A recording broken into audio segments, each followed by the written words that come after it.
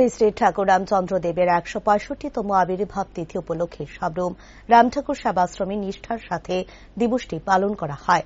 ঠাকুরের আবির্ভাব তিথি উপলক্ষে রামঠাকুর আশ্রমের সকালে পূর্ণ আরতির মধ্য দিয়ে দিনটি শুরু হয়।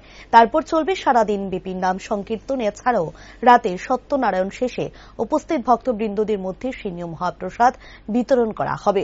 ভক্তবৃন্দদের মধ্যে সকালে বাল্যভোগ ও দুপুরে অন্নভোগেরও বিতরণ করা হয়। রামঠাকুর আবির্ভাব তিথি উপলক্ষে মন্দির কমিটির পক্ষ থেকে জনসাধারণকে মন্দিরে এসে প্রসাদ গ্রহণ করারও আহ্বান জানায় নেতৃত্বরা। আজকে শ্রী শ্রী ঠাকুর রামচন্দ্র দেবের ১৬৫তম আবির্ভাব দিবস। এই পুণ্যলগ্নে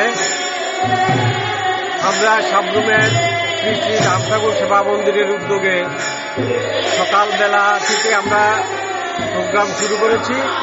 প্রোগ্রামের অঙ্গ হিসাবে আজকে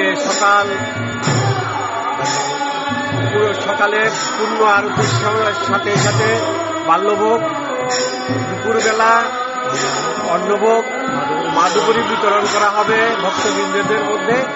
রাত্রিবেলা আবার সংকীর্তন হবে, সত্যনারায়ণ হবে এবং ভক্তবৃন্দদের মধ্যে সিদ্ধি প্রসাদ ও মহাপ্রসাদ বিতরণ করা হবে।